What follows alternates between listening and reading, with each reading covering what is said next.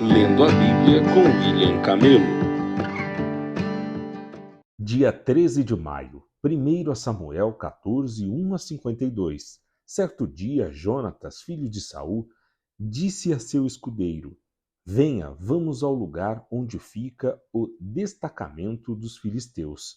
Mas Jonatas não contou a seu pai o que pretendia fazer.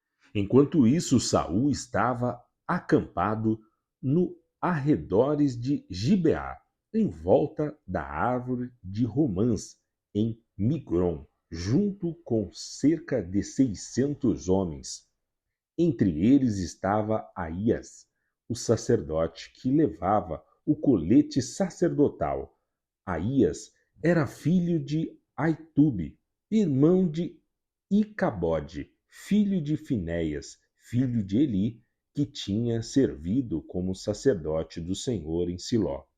Ninguém percebeu que Jonatas havia saído do acampamento.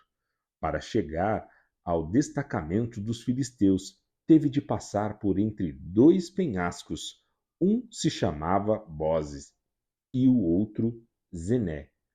Um ficava ao norte, à frente para Micmas, e o outro ao sul, de frente para Geba. Jonatas disse a seu escudeiro: Vamos atravessar até o destacamento daqueles incircuncisos. Quem sabe o Senhor nos ajudará, pois nada pode deter o Senhor. Ele pode vencer com muitos guerreiros e também com apenas uns poucos. Faça o que lhe parecer melhor, respondeu o escudeiro. Eu o seguirei para onde o Senhor for. Pois bem, disse Jonatas, vamos atravessar e deixar que nos vejam. Se disserem, fiquem onde estão, ou mataremos vocês, ficaremos parados e não iremos até eles. Mas se disserem, subam até aqui e lutem, então subiremos, será sinal de que o Senhor os entregará em nossas mãos. Quando os filisteus os viram chegando, gritaram: Vejam, os hebreus estão saindo dos buracos onde estavam escondidos. Então os homens do destacamento gritaram para Jonatas e seu escudeiro: Subam até aqui e nós lhes daremos uma lição. Venha, suba logo atrás de mim, disse Jonatas a seu escudeiro. O Senhor entregou os filisteus nas mãos de Israel. Então subiram usando os pés e as mãos. Jonatas derrubava os filisteus e atrás dele seu escudeiro os matava. Mataram no total cerca de 20 homens numa pequena porção de terra. De repente o pânico tomou conta do exército filisteu, tanto no acampamento como no campo e também nos destacamentos e nos grupos de ataque.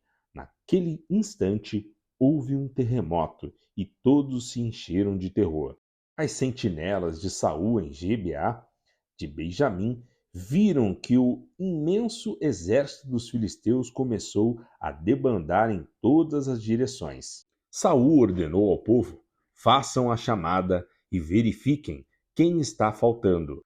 Quando fizeram a chamada, descobriram que Jonatas e seu escudeiro não estavam ali. Então Saul gritou para Aías: traga o colete sacerdotal, pois naquele tempo Aías usava o colete sacerdotal diante dos israelitas.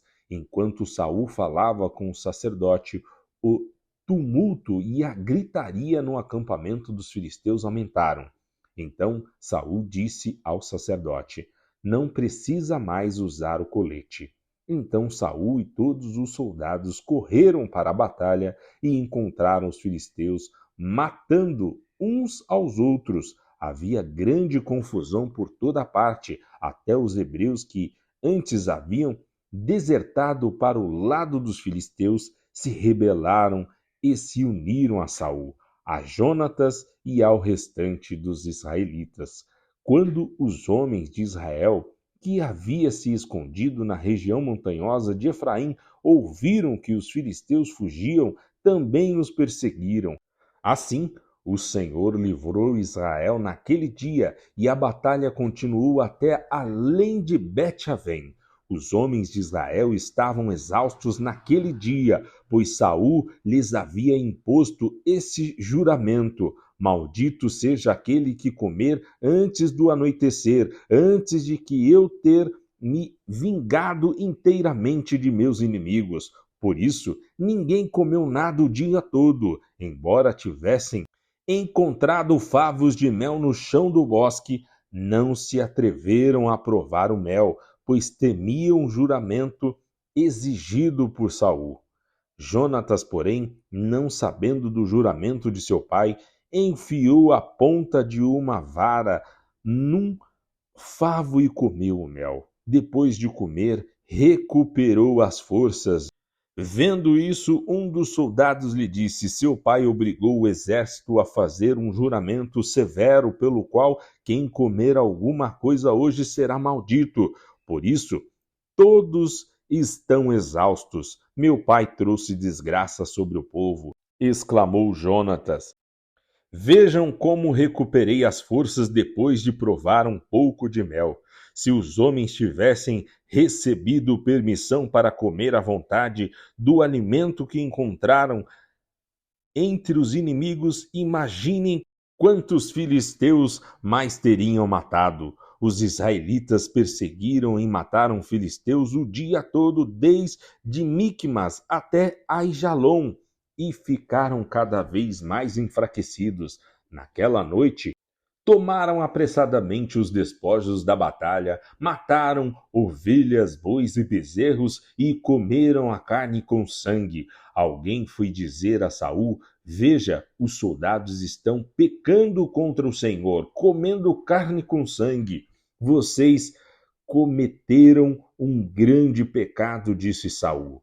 Procurem uma pedra grande e tragam-na para cá. Depois saiam entre os soldados e digam-lhes: tragam os bois e as ovelhas até aqui. Abatam os animais e deixem o sangue escorrer antes de comer. Não pequem contra o Senhor, comendo carne ainda com sangue. Naquela noite, portanto, todos os soldados levaram os animais e os abateram ali. Então Saul construiu um altar ao Senhor. Foi o primeiro altar que ele construiu para o Senhor. Depois Saul disse: vamos perseguir os filisteus a noite toda, saqueá-los até o amanhecer e destruir até o último deles. Seus homens responderam: faremos o que o rei achar melhor. O sacerdote, porém, disse: primeiro vamos consultar Deus. Então Saul perguntou a Deus: devemos ir atrás dos filisteus?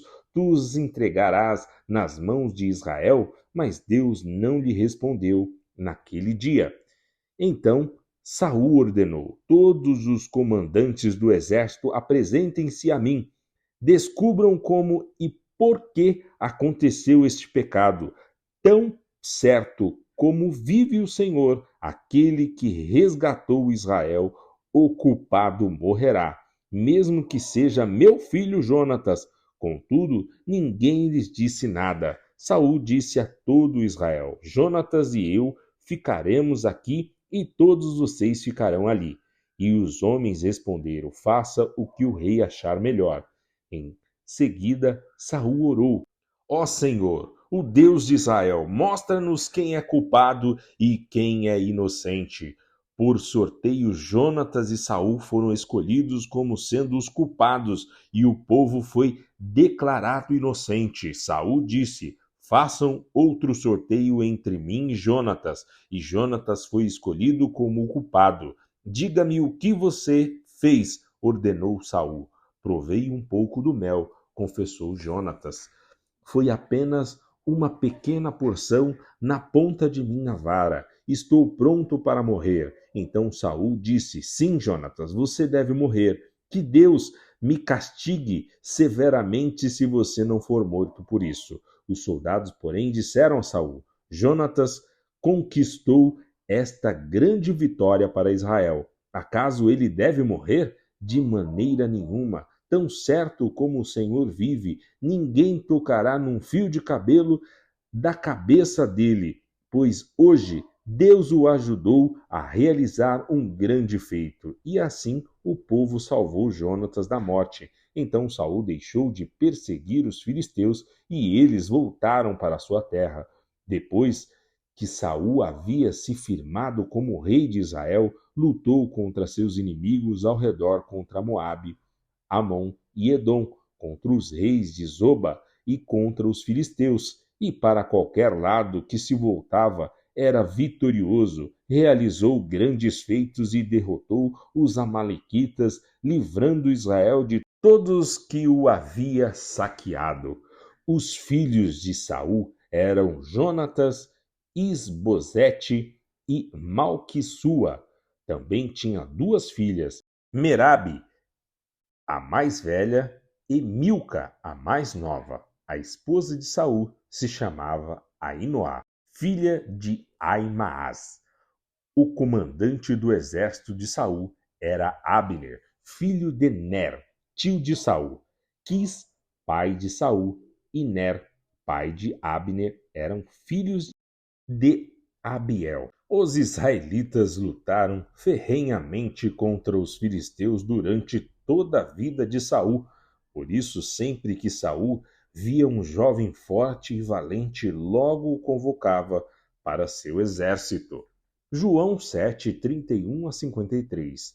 Muitos entre as multidões no templo creram nele e diziam: afinal, alguém espera que o Cristo faça mais sinais do que este homem tem feito? Quando os fariseus ouviram que as multidões sussurravam essas coisas, eles e os principais sacerdotes enviaram guardas do templo para prendê-lo. Jesus, porém, lhe disse: estarei com vocês só um pouco mais, então voltarei para aquele que me enviou. Vocês procurarão por mim, mas não me encontrarão, e não poderão ir para onde eu vou. Os judeus se perguntavam: para onde ele pretende ir? Será que planeja partir e ir aos judeus em outras terras? Talvez até ensine aos gregos o que ele quer dizer quando fala: vocês procurarão por mim, mas não me encontrarão, e não poderão ir para onde eu vou. No último dia, o mais importante da festa, Jesus se levantou e disse em alta voz: quem tem sede, venha a mim e beba, pois as Escrituras declaram: rios de água viva brotarão do interior de quem crer em mim. Quando ele falou de água viva, estava se referindo ao Espírito que seria dado mais tarde a todos que nele crescem. Naquela ocasião, o Espírito ainda não tinha sido dado, pois Jesus ainda não havia sido glorificado. Quando as multidões o ouviram dizer isso, alguns declararam: certamente este homem é o profeta por quem esperávamos. Outros afirmaram: ele é o Cristo. E ainda outros disseram: não é possível, o Cristo virá da Galileia? As Escrituras afirmam claramente que o Cristo nascerá da linhagem real de Davi em Belém, o povoado onde o rei Davi nasceu. Assim, a multidão estava dividida a respeito de Jesus. Alguns queriam que ele fosse preso, mas ninguém pôs as mãos nele. Quando os guardas do templo voltaram sem ter prendido Jesus, os principais sacerdotes e fariseus perguntaram: por que vocês não o trouxeram? Nunca ouvimos alguém falar como ele, responderam. Vocês também foram enganados? Zombaram os fariseus. Por acaso um de nós que seja entre os líderes ou fariseus crê nele? As multidões ignorantes os seguem, mas elas não têm conhecimento da lei, são amaldiçoadas. Então Nicodemos, o líder que antes havia se encontrado com Jesus, perguntou: a lei permite condenar um homem antes mesmo de haver uma audiência? Você também é da Galileia? Responderam eles. Procure e veja por si mesmo. Nenhum profeta vem da Galileia. Então todos foram para casa. Salmo 109, 1 a 31. Ó Deus, a quem eu louvo, não permaneças calado, enquanto os perversos me caluniam e falam mentiras a meu respeito. Eles me cercam de palavras odiosas e me atacam sem motivo. Retribuem meu amor com acusações, mesmo enquanto oro por eles. Pagam-me o bem com o mal e o amor com o ódio. Que um perverso testemunhe contra ele e um acusador o leve a julgamento. Quando julgarem sua causa, que o declarem culpado. Considerem pecado suas orações, que sua vida seja curta e outro ocupe seu lugar, que seus filhos se tornem órfãos e sua esposa viúva, que seus filhos andem sem rumo como mendigos e sejam expulsos de suas casas em ruínas, que os credores tomem todos os seus bens e estranhos levem o fruto de seu trabalho, que ninguém o trate com bondade, nem tenha compaixão de seus órfãos, que todos os seus descendentes morram, que o nome de sua família seja apagado na geração seguinte, que o Senhor nunca se esqueça dos pecados de seus antepassados, que os pecados de sua mãe jamais sejam apagados, que o Senhor se lembre sempre da sua culpa, que seu nome seja de todo esquecido, pois não quis ser bondoso com os outros, foi no encalço dos pobres e necessitados, e perseguiu até a morte os de coração quebrantado. Gostava de amaldiçoar, agora que ele próprio seja amaldiçoado. Não tinha prazer em abençoar, agora que ele não seja abençoado. Para ele, amaldiçoar é como a roupa que ele veste, como a água que bebe, como os alimentos saborosos que come. Agora que suas maldições voltem para ele, apeguem-se a seu corpo como roupas, amarrem-se em torno dele como um cinto. Que essas maldições se tornem castigo do Senhor para meus acusadores, para que os que falam mal de mim.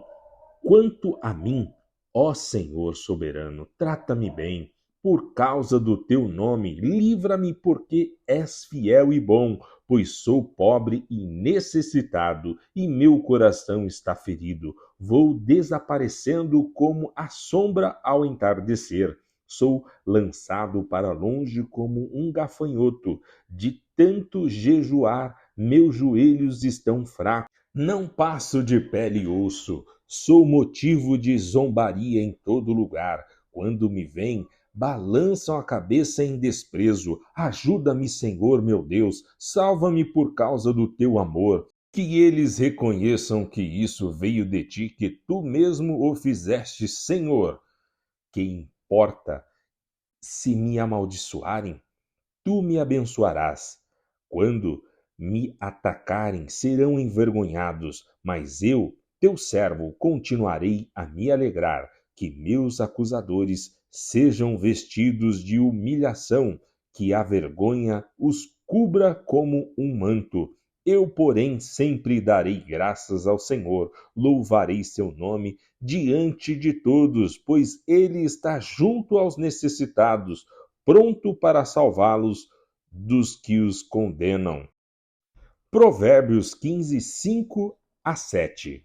O insensato despreza a instrução de seu pai, mas quem aprende com a repreensão demonstra prudência. Há tesouros na casa do justo, mas os rendimentos dos perversos causam problemas. A boca dos sábios espalha conhecimento, o coração dos tolos nada tem a oferecer.